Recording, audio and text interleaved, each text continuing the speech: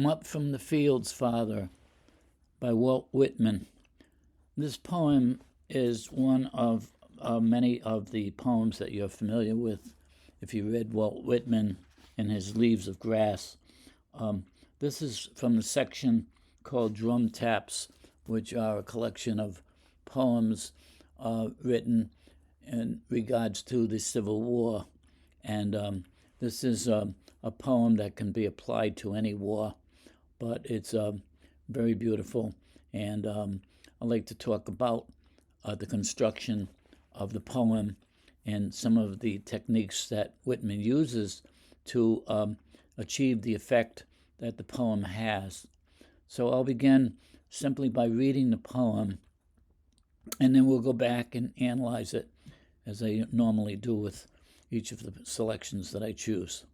So, Come Up from the Fields, Father, by Walt Whitman. Come up from the fields, Father. Here's a letter from our Pete. And come to the front door, Mother. Here's a letter from thy dear son. Lo, 'tis autumn. Lo, where the trees, deeper green, yellower and redder, cool and sweeten Ohio's villages with leaves fluttering in the mild wind, where apples ripe in the orchards hang, and grapes on the trellised vines. Smell you the smell of the grapes on the vines? Smell you the buckwheat, where the bees were lately buzzing? Above all, the sky so calm, so transparent after the rain, and with wondrous clouds. Below, too, all calm, all vital and beautiful, and the farm prospers well. Down in the fields, all prospers well. But now, from the fields come, Father, come at the daughter's call, and come to the entry, Mother, to the front door, come right away. Fast as she can, she hurries, something ominous, her steps trembling. She does not tarry to smooth her hair, nor adjust her cap. Open the envelope quickly. Oh, this is not our son's writing, yet his name is signed. Or a strange hand writes for our dear son. Oh, stricken mother's soul. All swims before her eyes, flashes with black. She catches the main words only. Sentences broken.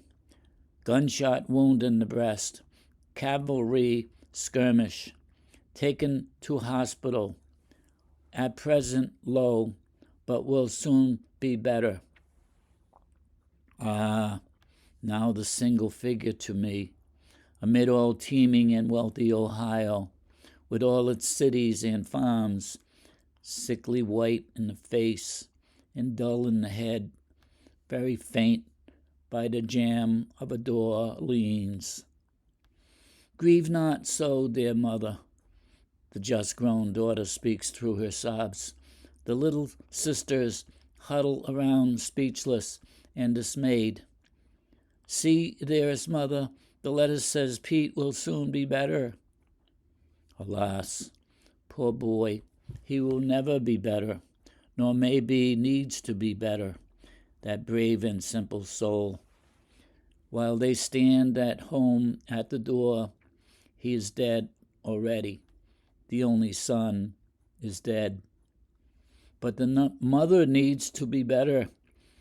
She, with her thin form presently dressed in black, by day her meals untouched, then at night fitfully sleeping, often waking, in the midnight waking, weeping, longing with one deep longing, oh, that she might withdraw, unnoticed, silent, from life, escape and withdraw, to follow, to seek, to be with her dead, dear dead son.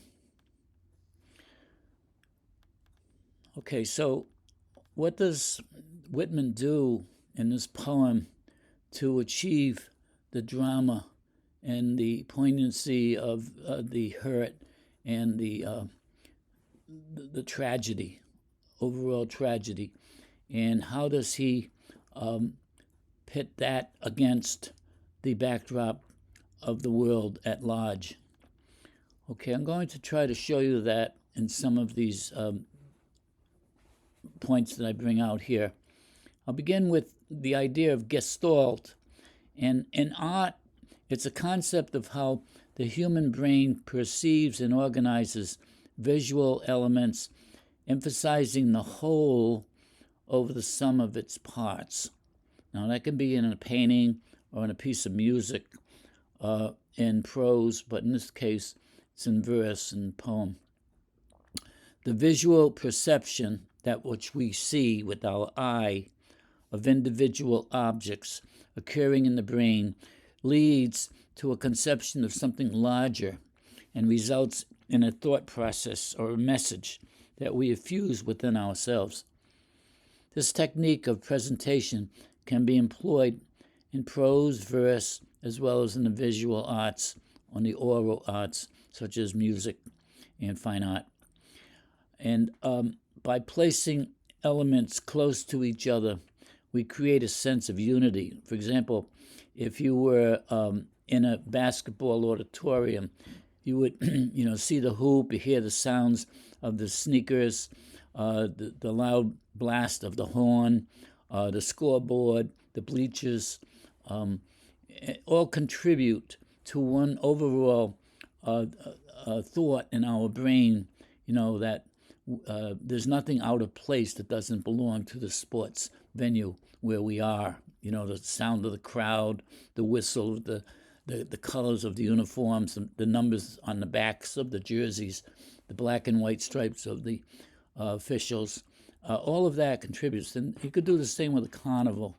The cotton candy, the musical background you hear in all the benches at the canvas tops and flapping in the wind, and crowds of people milling about, and the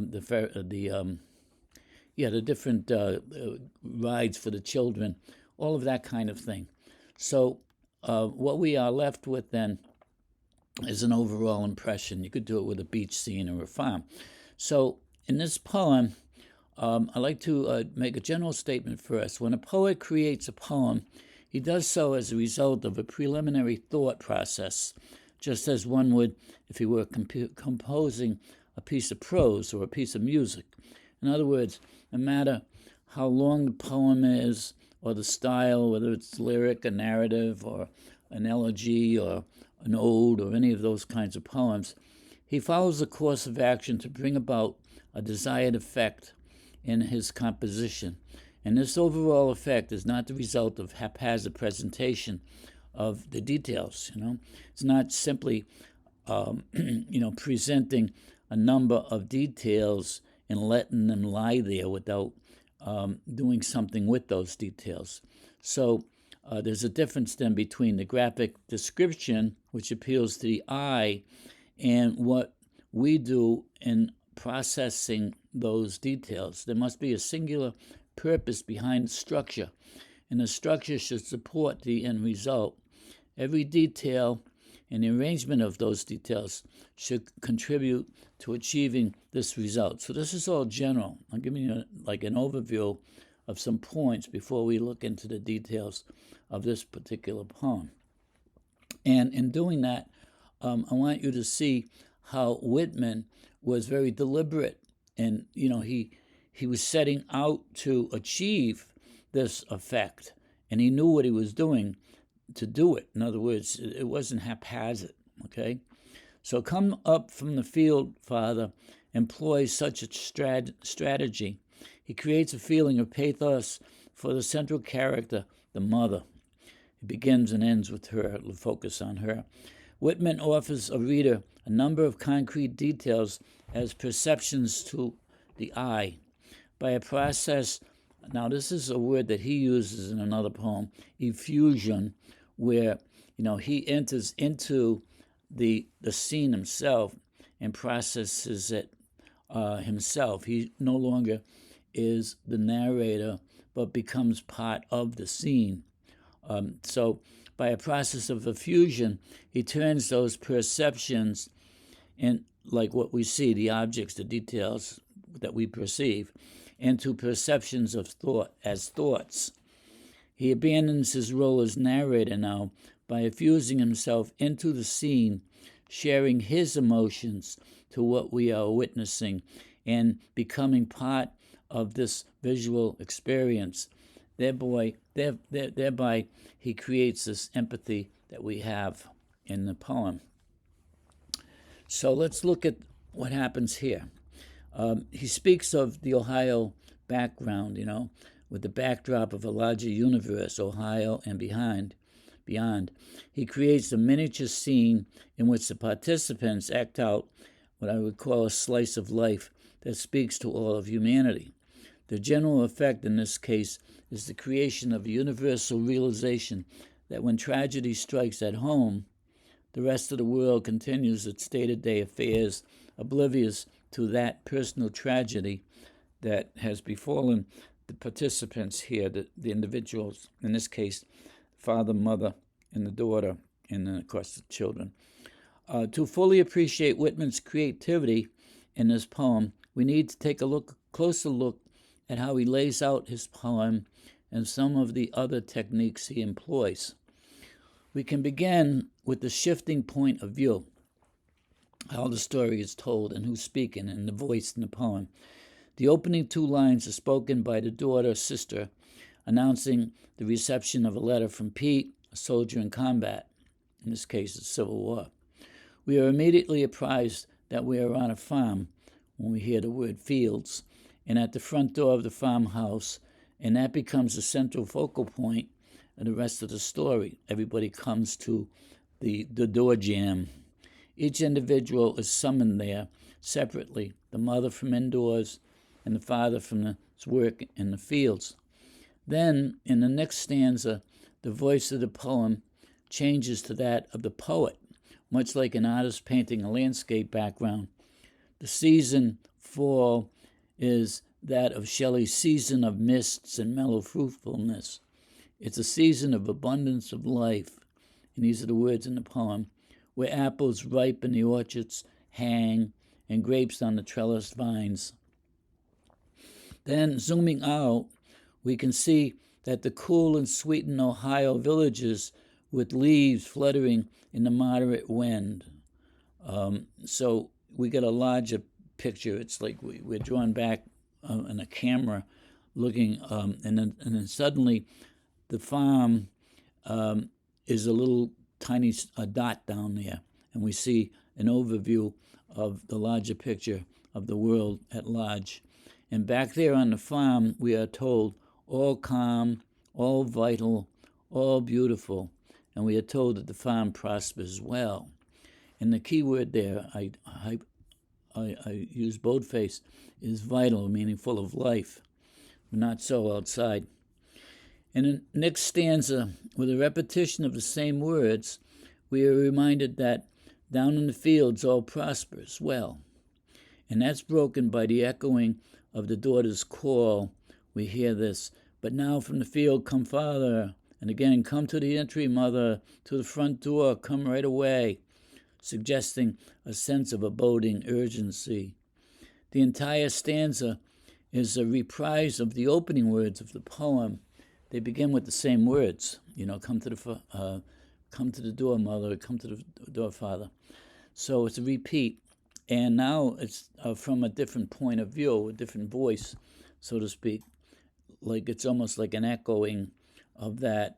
And it's almost like we are hearing it in our minds as we watch them, coming from the different separate quarters. This is like a demarcation of the mother's inside the house and the father's out in the fields. And the doorway is the focal point where everyone meets, and the daughter as well, and then eventually the two children, two youngest sisters. So we should also notice how his use of the present tense of the verb contributes to the drama. He says, fast as she can, she hurries, something ominous, her steps trembling. It's not like past tense. The drama is happening right before our eyes. Whitman is allowing us to capture the details up close and then from far away, as much as though it were through a camera panning about the scene. In short, we are witnessing the scene as it unfolds with the voice of the poet acting as a Greek chorus, subtly commenting on the events. And we'll see that more so as the poem progresses. The next paragraph conveys the panic and anxiety which seizes the participants as they open the letter and quickly understand the meaning of its contents. A strange hand, obviously that's not a good sign, has written the letter. Pete has signed it. The fragmentary words of the letter, loaded with black consequence, swim before their eyes, we're told. The poet injects his emotion. "Oh, stricken mother," he says. Now that's no longer, a description. Now it's like his feeling. He's injected his own emotion into the story now. "Oh, stricken mother," says he, the narrator. All right, the voice of the poet. The letter writers soon will be better, his words, are words meant to temper the gravity and provide some sense of hope, but obviously, it doesn't work. They're seized or stricken with shock at this terrible event. The next paragraph employs the first-person point of view as Whitman engages in the scene himself. "Ah, now the single figure to me." Now he's speaking, all right, not the daughter. And he's injecting his feeling with the word ah, A-H, okay? It's like, exclamation. "Ah, now, look, the poor soul, single figure they have before me." He is entering into the drama, painting the pathetic small figure of the mother in her shock and anguish, pitted against the larger backdrop of the teeming and wealthy Ohio with all its cities and farms. Now teeming, full of life, full of activity, all right? Lots going on out there, but not here, okay? And that's what we hear. All is well elsewhere. However, sickly and white-faced here, dull and faint by the door jamb, she leans for support. Once again, we are at the focal point of the narrative, the portal that would be the doorway, separating the inside of the home with its warmth and safety from the outside world, filled with an abundance of life and disinterested concern for these three bereaved members of this household. They don't even know what's going on here. So that's, something that happens every day of the week. Car crashes, people get killed, and people in the home deal with this anguish, but the world goes on. Or a young child dies in sickness, that kind of thing. All right, so that's what he's showing here by using that technique of coming up close and then panning out and seeing that the rest of the world is going its merry way. The voice of the poem then shifts to that of a Greek chorus again, as we hear the just-grown daughter's attempts at words of consolement. "See, dearest mother, the letter says Pete will soon be better." We are told that the little sisters are present, huddling, speechless and dismayed, not understanding what they are witnessing. They are confused.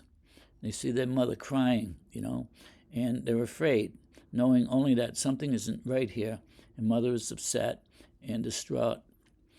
Whitman again, as the Greek chorus, employs the omniscient point of view by telling us that the boy will never be better. Okay, so omniscient and all-knowing. He knows more than the characters know. So here they are, these three, standing in the doorway, and elsewhere, the boy is already dead. Okay, so he's already dead as the family is gathered there at the door jamb. The closing line of the stanza is poignant with the words, "The only son is dead." Now, Whitman doesn't say any more than that, but he leaves it to the reader to infer that there will be no one to carry on the farm work as his father ages, and the boy's death will impact the daughters as well, because they'll probably have to stay home and do the work and take care of the mother, and no dowry there. They probably won't be able to marry. So you can go, infer whatever you want, but you will see that they've been impacted by this death as well. And that was a deliberate choice on Whitman's part. He doesn't go there. He does not provide that kind of information because he wants to focus only on what we see as he sees as well.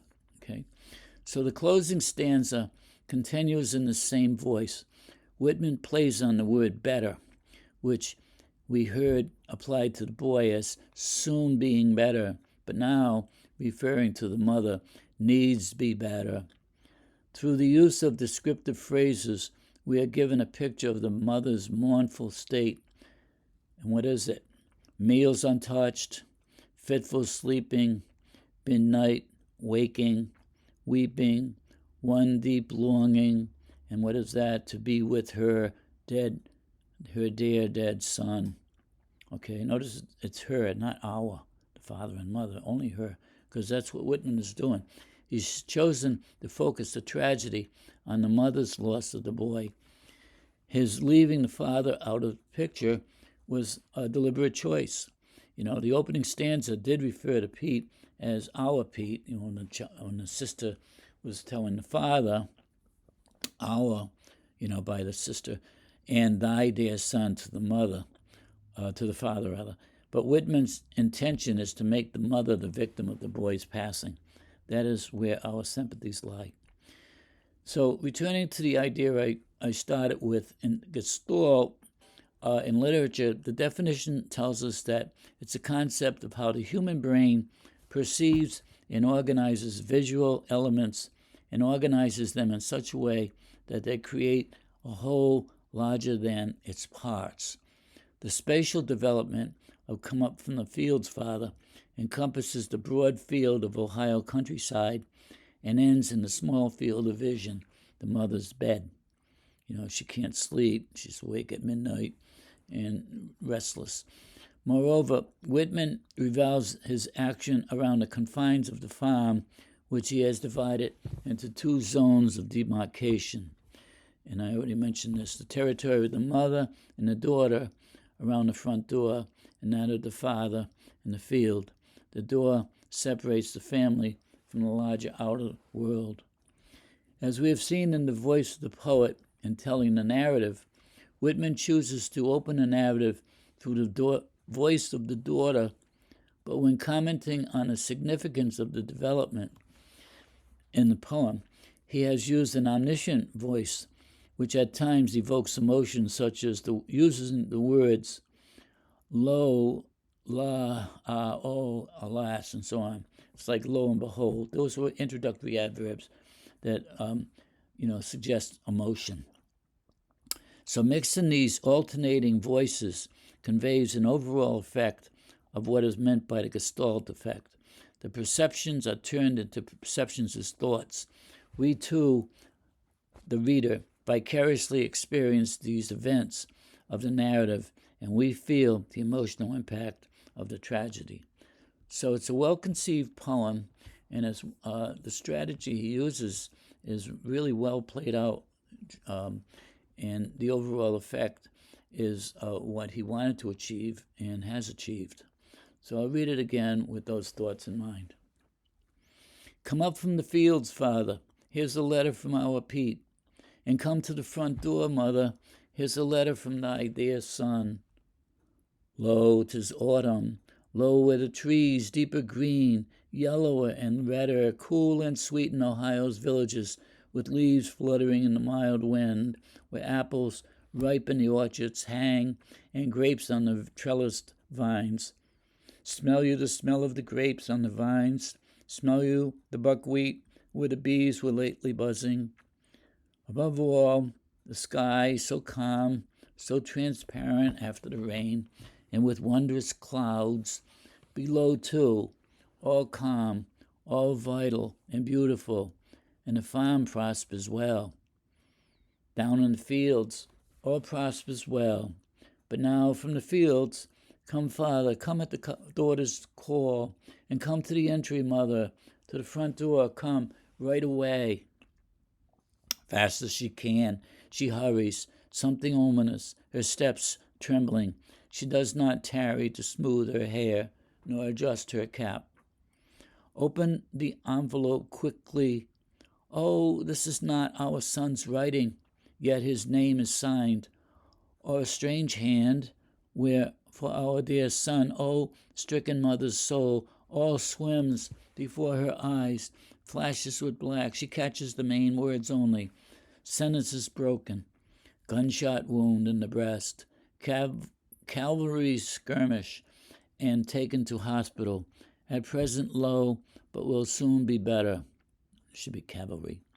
And now the single figure to me, amid all teeming and wealthy Ohio, with all its cities and farms, sickly white in the face and dull in the head, very faint by the jamb of the door, leans. Grieve not so, dear mother, the just-grown daughter speaks through her sobs. The little sisters huddle around, speechless and dismayed. See, dearest mother, the letter says Pete will soon be better. Alas, poor boy, he will never be better, nor maybe needs to be better, that brave and simple soul. While they stand at home at the door, he is dead already. The only son is dead. But the mother needs to be better. But she with the thin form presently dressed in black, by day her meals untouched, then at night fitfully sleeping, often waking in the midnights, waking, weeping, longing with one deep longing, oh, that she might withdraw unnoticed, silent from the escape, and withdraw, to follow, to seek, to be with her dear dead son. Okay, lovely poem.